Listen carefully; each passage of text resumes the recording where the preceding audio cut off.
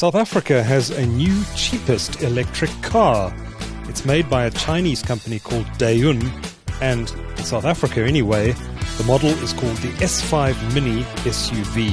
It costs only 400,000 Rand, making it not only the cheapest EV in South Africa, but also one of the cheapest cars you can buy. It's being introduced into South Africa by a company called Enviro Automotive. CEO Gideon Wolvaardt and Head of Sales Francois Malan demonstrated the vehicle to TechCentral and joined us in studio to talk about it.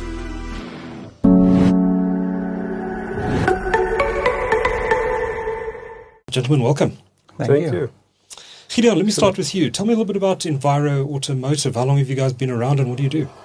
Well, we started off venturing into the EV market around about 2021. Mm-hmm. So, my brother-in-law and I decided to venture into this market. He's big on the solar. Oh, yes. The solar side of things. They've got a company called Solar Europe. Mm-hmm. They importers and wholesalers of solar products and EV chargers and that sort of stuff. And we imported concrete equipment, concrete pumps specifically. We're still doing that, but so I'm registered at the Department of Transport and the NRCS and what have you. And he came up with the idea for us to venture into this direction, and we decided that that's the way forward. I mean, that's the way the world is going, and maybe we should look into that, you know. Right, so you're an EV, you specialize in the importation and distribution of electric vehicles. Yes, yeah, that's basically, we don't really venture into ICE vehicles. We focus on EVs mainly. Okay, so which brands do you represent? Apart from Dayun, of course. Yeah, yeah, we've got a couple of, it's a multi-brand business. So we've got the SRM Bakkie, which is a very nice mini truck. Mm-hmm. Comparing well, it's a drop side, 1.6 ton drop side vehicle with a 300 kilometer range. Mm-hmm. And then we've got a Dayun 4-ton truck, mm-hmm. which can be used as a drop side or a curtain side, dot liner, whatever you want to fit onto it.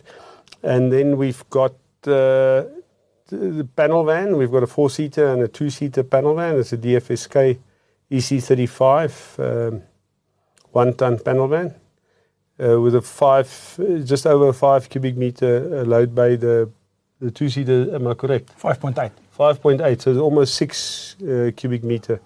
And then we very excited to bring in the first 4x4 into the market. First double cab 4x4. It's called, Bakkie. Mm-hmm. It's called the Radara. It will have a top speed of 180 kilometers an hour and 0 to 100 in 4.5 seconds. Yes. So it's Chinese, is it? Yeah. Mm-hmm. It's actually part of Geely.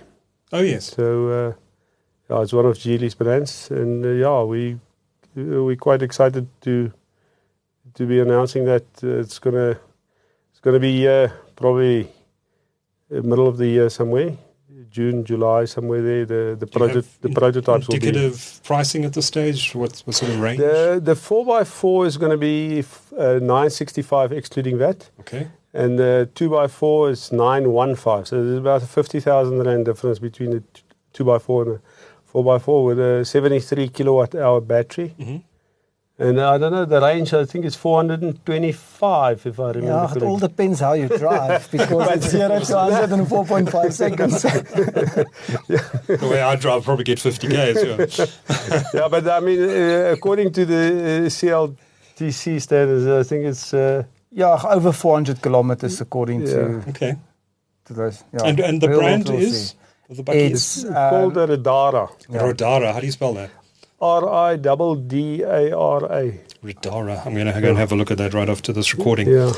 It's quite a powerful machine. Yes. And we're very excited about that. Well, that price point certainly suggests it's going to be a premium Bakkie. Yeah. No, it's I'll send you some information on it. It's quite something.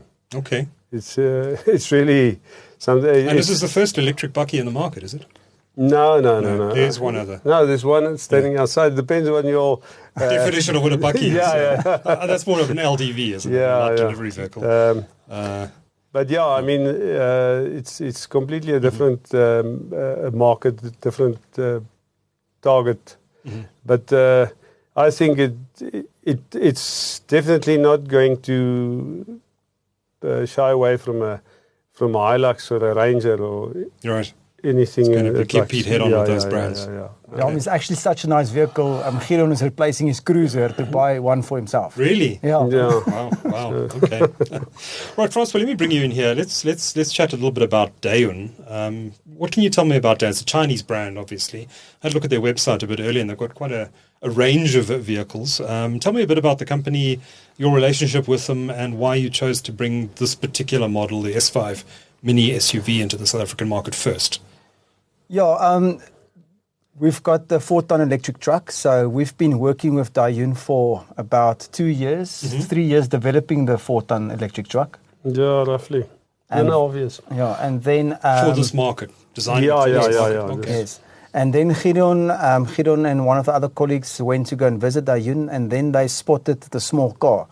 So they actually went to go and look at the other vehicles they've got, and then they spotted the small car. And since we've started with light commercial electric vehicles, people were asking us about a small car.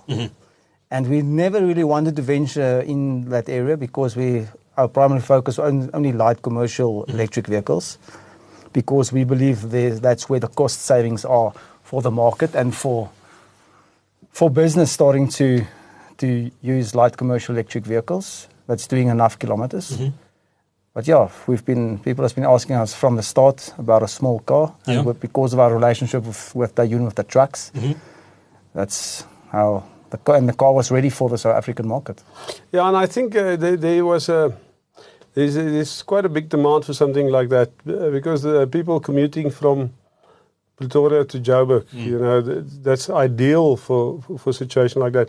And reps, how many companies got reps that does 100, 150 kilometers a day? It's perfect for them. Yes. And we went specifically to China to go and investigate our different options. There was a couple of options, and this one came in at the right price because the others, although some of them was fitting ticking all the boxes, but the price wasn't necessarily right, and then some of them had the right price, but we were not happy with the product. So this unit was already sold to Thailand, so it was available on the right-hand drive. Although the homologation wasn't done for our market yet, so we had to go through the whole process. Otherwise, the vehicles would have been here already. So it's a whole regulatory process you have to go through. Yeah, it's a hell of a schlep, Okay. It took months and months to get it ready for the South African market, but we're there now. There's been a lot of criticism about the additional taxes which apply to electric vehicle imports in South Africa. I know the president has said that they're re-looking at it now and possible EV incentives for the local market. But that tax, what price could you have landed that vehicle and what could you sell it for in South Africa if it wasn't for that additional tax on EVs in South Africa? I'm just trying to get an idea of just how cheap electric cars could get if the law changes. Man, I haven't done that calculation. I haven't looked at it, but you're probably easily going to say 50,000-60,000 rand. If I have to do, so you could get it to the 340,000. I would guess. The overseas markets actually get a support from the government. They get an incentive. Here it's the opposite. You're punished. Yeah, they penalise you. So, but that's South Africa now, and I'm of the point of view. You can't wait for the government to do something about it. We need to do ourselves whatever we can. If you're going to wait for the government to fix the potholes or whatever, you might not have that pothole fixed. So just roll up your sleeves and do whatever you can, you know. So that's our motto in life, you know. You try and do whatever best you can. You know, apart from the headwinds, you must just proceed. If the tax reforms come, you know, it would be great. But if it doesn't, you know, we just have to deal with it. Anyway. You know. Yeah. Okay. So, Francois, what other cars does Dayun make, and do you have any plans to bring those into the South African market at some point? Of the new energy vehicles they've got. Oh, they also make ICE vehicles, do they? Yeah, they originally started with bikes. Bikes? Okay. Yeah, bikes and motorbikes and trucks. So they're big in motorbikes and trucks. And from the new energy vehicles, they've got the 4-ton electric truck, and they've got this small mini SUV now, or the mini SUV. And then they've got high-end vehicles. But at the moment, we're not looking at some of the other high-end vehicles they've got available. We're trying to bring affordable vehicles to the South African market. I saw there were a couple of SUVs on their website that looked quite similar to Porsches. Yeah, they've got nice. So they've got nice cars. Probably high-end stuff. Yeah, we don't want and the reason we focus on the Radara, we believe it's a nice vehicle, a lifestyle vehicle as well, and it is a more upmarket pricey vehicle that it's a practical vehicle, so it's still being used for light commercial use. It's to a certain extent it's well priced. I mean, 965 for a high-end 4x4. I mean, that's not bad, you know. Even if you go and have a look what you're getting for 965 in terms of a diesel or a petrol 4x4, I mean, it's really, in my opinion, for what you get, I think it's a reasonable price. And I think in my opinion, there's a big market for it, especially in the mining sector, the farming, all the farmers. I mean, a lot of farmers would like something like that because most of them got solar on the farms. And they spend a lot of diesel. And diesel is a to manage the diesel, you know, it gets stolen, it gets contaminated. You know, you buy diesel, you don't know what you're getting. I mean, half the time you buy diesel, it's already contaminated by the time you put it in your car. That's not even handling it, you know. Now, especially on a farm, if they have to keep diesel there for a vehicle, you know, it's and especially with the newer engines, you know, it's very sensitive for any contamination. So I reckon this is perfect for a farm and for people on the mines or whatever, you know, lodges, that sort of stuff, you know, Makes sense. Game lodges, whatever. Out of interest, Gideon, I mean, your main focus has been on commercial delivery type vehicles and similar. Are you seeing significant demand starting to emerge in South Africa for pure EV commercial vehicles, or most still going for diesel? Man, there's definitely an uptake. As I said, you know, there's but it's as if the whole concept hasn't sort of penetrated yet. You know, there's something that's blocking, and I can't really figure it out because if you sit and you do the calculations in terms of, as I said to you before, you know, if you instead of paying the money to put fuel in the vehicle, if you pay that towards an installment, although the initial cost seems very high. If you take it, if you finance it over a long period, 5 years or whatever, and instead of buying fuel, you use that money to pay the installment, you're going to end up with some change. And that is the reality, especially when you've got a solar system where you can utilize the surplus power that you're generating to charge the vehicle, you know. Which many companies have on their roofs because of load shedding. 90% of people have it. I mean, all our customers, we haven't sold one vehicle to a customer that doesn't have solar. Oh, really? I mean, it starts with solar, and then after that comes the EV. A lot of people say it's range anxiety. Yes. I believe it's change anxiety. People are just too afraid to change. They're so used to what they've got, yes. and they don't understand the technology. It's too new for them. Yeah. But people that already got solar, they understand it because it's a battery on wheels. Yes, yes, exactly. And the thing about the whole thing is the saving that you've got. Although on the fuel you're saving all the fuel, especially if, as I say, if you've got solar. But the maintenance on the thing, there's virtually no maintenance. I mean, the service on these vehicles is like just over 1,000 rand a service, and if you're a little bit technical, you can do the service yourself in your garage. The most complicated about it is the brakes. If you need to replace the brakes, right? And when it does need a service like that, have you got the after sales? Yeah. We collaborating with a company called Wolvaardt Holdings. Okay, and they have is it 14?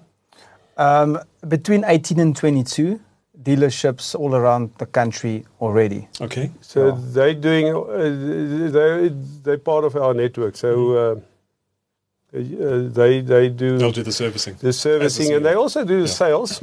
So it's part of our sales network, but mainly the support in terms of the maintenance. That's and we've also collaborating with a couple of Bosch service centers. We Wolvaardt don't have a presence. We'll collaborate with the Bosch. We signed up with Bosch in Nelspruit. We sold 4 EVs to Barberton Mines. Oh yes. And Bosch in Nelspruit does the servicing for them, and then we've got 4 Bosch agents in Cape Town. I'm trying to think now what. I can't remember the group's name now. But back to the Barberton mine, I actually spoke to one of the managers yesterday that is managing the vehicles that site. And to come back to which clients are busy buying electric vehicles and where the market currently is, the mine built a 7 megawatt solar farm. Wow. So they've got enough power. So they decided they're going to start to convert their vehicles running above ground to electric as well, because they've got the power and they are ready to transition. Yes. So what we've seen in the market is the solar comes first, and then the open-mindedness is there to look at electric vehicles as well. And then we've got a client in Brits as well as the Office National. They've built a nice new building. They've put in solar all over. They've got that almost off grid, and they got a electric DFSK van as well, and they literally made deliveries for all their customers for free because they say it's costing them nothing to deliver because they charge the vehicle with solar power. The problem comes, when you need to deliver a packet of pencils or a small delivery.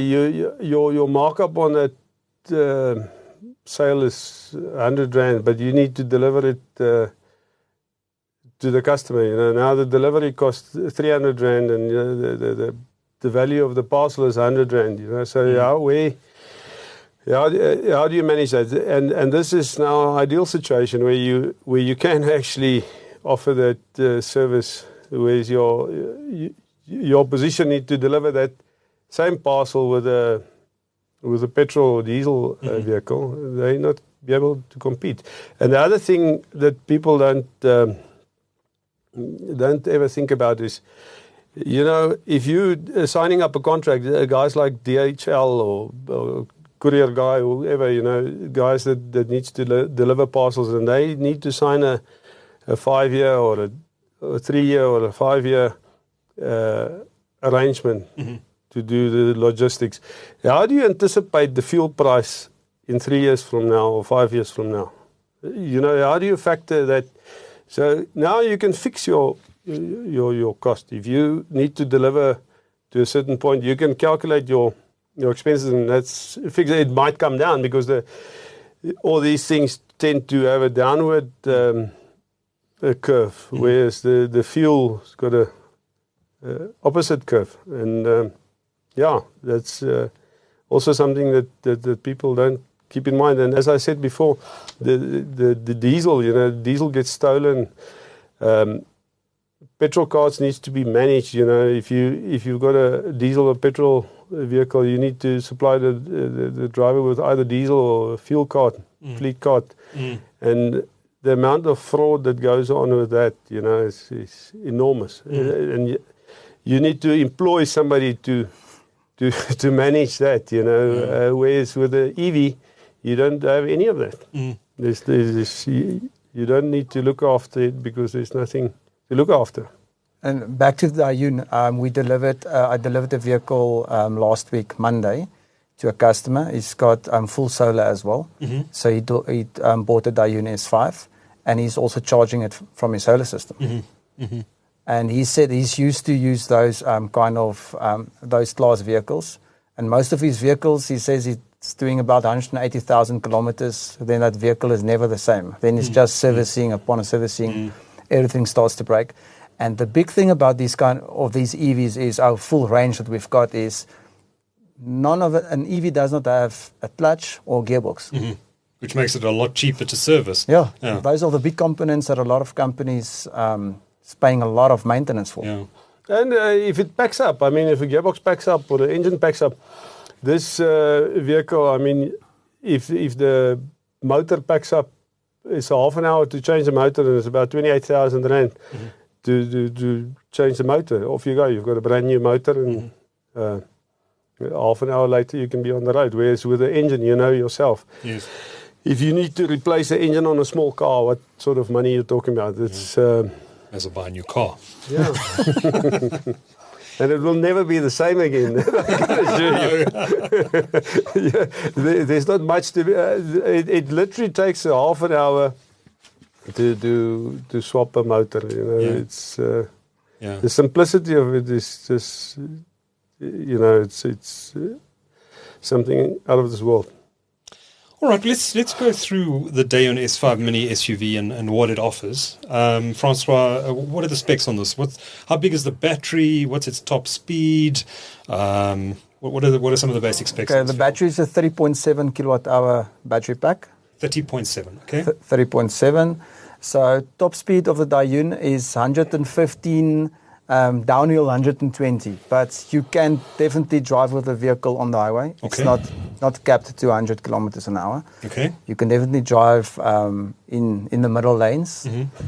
Nowadays, if you need to drive on the outside lane, you need to drive 160, or else somebody with a BMW is on you. You need a Radara for that. You need a Radara. And then there's two versions. There's a base version and a VIP version. How much will the VIP one cost? The VIP is 450. 450. Okay, the base is 400. Yes. Okay, what do you get with the VIP version? VIP, you get leather seats, you get electric handbrake, you get a light bar at the back. You get it's got auto park as well on the selector switch, and then it parks itself. No. Not yet. Assists you. Not yet. It's just the auto park when you the handbrake goes on automatically. The handbrake goes on automatically. Okay. Yeah. Okay. And then it's got LED lights in front, and that's the cosmetic changes. Range Range is between 200 and 300. All depends how you drive. Okay. So it's calculated to 300, but that. Whatever they give you is never the real range. The real range is more like 250, right?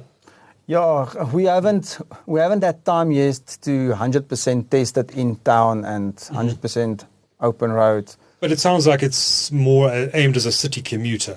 Yeah. So as you mentioned earlier, someone who's going from Pretoria to Joburg. Yes. Yeah. For example. And you could probably take it on a long distance trip, but it's not something it's really designed for. We've most of our vehicles we have driven to Durban. Some of them has been to Cape Town. Right. We've done long road trips. It can be done, but the thing is the charging. You need to stop every at least 200 kilometers to charge. So that's unfortunately. So it's more of a city commuter, mainly. But if you need to, you can. Yeah, you can. But if you want to go to Durban, rather make it a 2-day trip, because if you leave here early in the morning, you're going to get to Durban late at night. You know, that's basically. If you're happy with that, so be it. But otherwise, if you want to sleep in Harrismith or in Moorefield or whatever, then it's perfect. You know, I can imagine wealthier households would buy this as a runaround to go to the shops, or keep the Mercedes in the garage.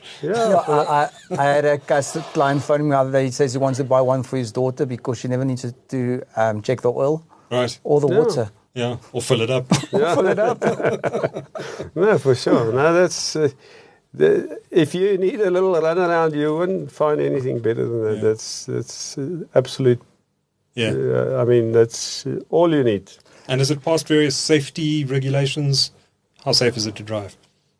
Yeah, look, it's you know more about that. It's got its airbags. It's got airbags in front. I don't have a specific NCAP rating for it, but it feels very solid on the road. Okay. Compared to smaller cars that I've driven before, it's definitely not bouncing all over the place when you're driving 115 kilometers an hour on the highway. It doesn't feel like a golf cart. No. Yeah. It's definitely solid on the road. It feels safe. But I don't have NCAP ratings, unfortunately, for the vehicle. Great. Well, let's take it for a test drive and see how it handles. So, what does the Dayun S5 Mini offer? Well, it has a claimed top speed of 115 kilometers per hour. It takes about 8 seconds to accelerate to 100. It has a claimed range of up to 300 kilometers from its 31.7 kilowatt hour battery. And its motor produces up to 105 kilowatts of power to the wheels, and the battery can recharge up to 80% on a DC charger in about an hour. All right, I'm here with Francois Malan from Environ Automotive. We've just done our first little test drive in the Dayun S5 Mini. Yes. It's quite a comfortable experience, actually. It's a decent build. You were right, it doesn't shake around on the road. We are very happy with the quality of the vehicle. Okay, what colour options does it come in? There's the first test models that we brought in is white and this mint colour, and then there is different colours. Yeah. 6 according to the website. Six different colours. Okay. There's even a pink. I don't know who wants a pink one, but I'm sure they'll be popular. Yes. So this is the VIP edition of the car. Correct, it costs 450,000 Rand. Just remind me again, what's the difference between the base model and this VIP edition? Okay, the VIP difference is cosmetics. So VIP's got a light bar at the back. I don't know if we can. Yeah, we can. Can show the light bar.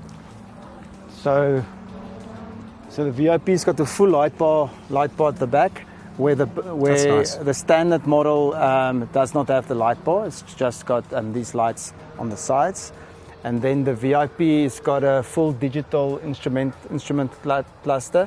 It's got leather seats. It's got the electric handbrake. With the electric park as well, and it's got hill assist, where the standard doesn't have the hill assist, the electric park. It's got normal cloth interior, and then it doesn't have a light bar. It's got an analog display. I believe the tyres are different as well. And the tyres, 16-inch. The 16-inch tyres on the VIP, 15-inch on the standard version. Okay, it's a lovely little runabout. Actually, I like this colour. It's different. It's an unusual colour. It's definitely different. Yeah. Cool. How many of them are you expecting to sell? Hundreds, thousands. All depends how fast people want to what the demand is. Yeah, and what the demand is. Yeah. But so far, what sort of interest have you garnered for the vehicle? Compared to our other vehicles, we brought in 6 times more on the first batch than any other of our other models, and all of them are almost sold out. Oh, wow. Okay. So we can definitely see there's a demand for these vehicles. And in the right application, if somebody's doing a lot of kilometers, the savings is definitely there. And do you have to be in Gauteng to buy one of these, or are they available all over the country? Available all over the country. Okay, so which dealership would you go to buy a Dayun vehicle? We've got through Ginger Holdings with DFSK South Africa. They're looking at starting to stock the vehicles as well. So they've got dealerships all over the country. And if anybody phones us at our head office, we can tell them how they can. We've got different warehouses already in the country with demo vehicles as well. Okay, so and there's a network of service dealers around the country as well? Yes, we've already have established network that can service the vehicles as well. Okay, fantastic.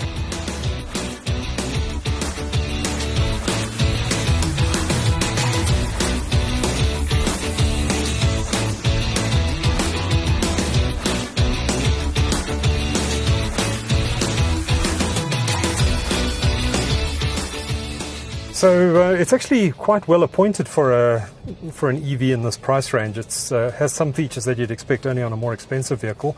I particularly like this electronic dash in front of you. This only comes with the VIP model. It has an analog display on the base model, but it's quite nice. One downside I've noticed is the screen, which also serves as the reverse camera, is not great in bright sunlight. So when you are reversing, as I was doing just now, it's actually quite difficult to see the image. So that's a downside. I guess it's a relatively cheap screen that they've put in here, and I guess that's one of the ways they've cut costs. But in other respects, this is actually a very nice vehicle. Again, this is the VIP version. It has leather seats. This is quite plasticky, but it's what you'd expect in this price point. This brushed metal, if that's what it is over here, it's probably plastic, actually looks quite premium. And this air conditioning vent system here looks like something you'd expect on a more expensive vehicle. It's got electric windows, and I particularly like the gear shift here. It's an electric vehicle, obviously, but it's an automatic vehicle rather than a manual. But you can use this to shift between reverse, neutral, drive, and park. When you put it into park, on this model auto engages the parking brake. But yeah, it's got nice, the steering wheel is comfortable, it's got nice buttons here, there's volume control, it's got cruise control, and various other buttons here on the steering wheel, including volume control, hang up phone call, make phone call, etc., etc. So nicely appointed in terms of the features for the price point. Let's have a look at the glove box. Small but functional. Could fit a few items in there, maybe a small lady's handbag would fit in there. In the center console, there's a storage bin over here as well. You can put a decent amount of stuff in there. Doesn't seem to have wireless charging for your phone, which I wouldn't expect at this price point. But there is a storage area down here, and you could probably pop your phone, a small phone, in there. Although it will obviously stick over. You can plug in your phone to the car's USB-A port over here to keep it charged. I presume you can just pop it in this bin down here, or in over here if you need access to it. But generally speaking, it's a comfortable ride. The seats are a little on the firm side, but they're comfortable. Don't know how comfortable they'd be after 400 or 500 kilometers, but just driving around the suburbs here, it's pretty comfy. And yeah, well appointed. Electric windows all round. It's good value, I think. Single windscreen wiper, which is interesting. It seems to support Bluetooth. You can insert a USB device to listen to music. Presumably that plays MP3s through there. Presumably you can do that through your phone as well. The vehicle also supports Android Auto and Apple CarPlay. We're not testing that today, but it does support it. The mirrored version of Android Auto and Apple CarPlay. But generally speaking, for the price, I'm impressed. It's not bad at all. Right, we're going to check the rear space here, which is always a challenge in smaller vehicles. Let's see how tight it is. I'm 6 foot tall, and the seat was adjusted for my needs. It's a bit of a squeeze to get in here. Yeah, that's tight. That is tight. If you're just going up to the shops and you've got some kids on the back, no problem. Kids would fit in here fine. I think for a longer distance, this might get a bit uncomfortable after a while. But I'm in. I can move around. I can move my legs. So for a compact car, it's enough. Another speaker here is at the back as well. Good.